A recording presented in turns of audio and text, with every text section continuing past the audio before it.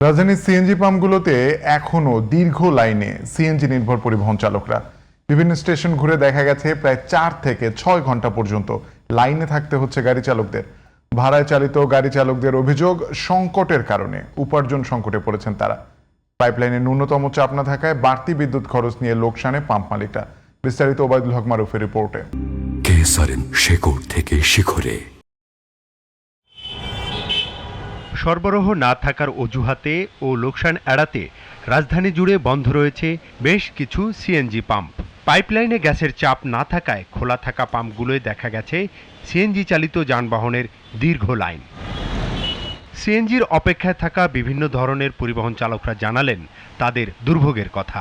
পরিস্থিতি বেশি সুবিধা না, সরকারের কাছে সবকিছু সুবিধা। আমরা 5 ঘন্টা সিরিয়ালে দিছি, এরপরে জমা কম নাই, জমা ফুল জমা দিতে হবো। সরকারের কয় খুব ভালো আছে, সরকারের মন্ত্রীরা কয় খুব ভালো আছে, হেরাই ভালো আছে, আমরা ভালো নাই। উত্তরাইতে সকালে 6:10 গেছিলাম, সেই সময় আপনার মনে করেন সামনে দেখি যে প্রায় 150-200 গাড়ি। সকাল আপনার 10:30 থেকে মনে করেন আমি লাইন দিছে, এখনো কিছু খাইনি, শুধু কলা খাইছি।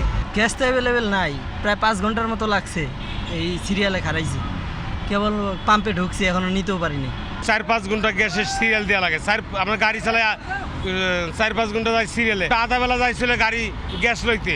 পাইপলাইনে গ্যাসের চাপ কম থাকায় একদিকে সিএনজি বিক্রিতে বাড়তি বিদ্যুৎ খরচ হচ্ছে, অন্যদিকে বিক্রি হচ্ছে কম। এতে আর্থিক ক্ষতিতে রয়েছে পাম্প মালিকরা।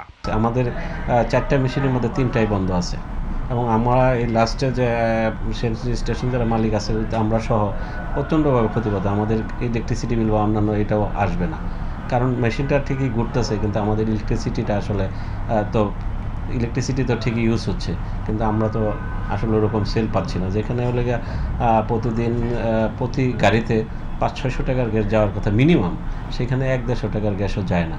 চলতি সপ্তাহের মধ্যে সংকট সমাধানে সরকারের দেয়া আশ্বাসের প্রতিফলন না থাকায় হতাশ পাম্প মালিকরা। দ্রুত কার্যকর পদক্ষেপের মাধ্যমে সংকট নিরসনের দাবি সিএনজি চালিত গাড়ি চালকদের। ওবায়দুল হক মারুফ, জিটিভি নিউজ, ঢাকা।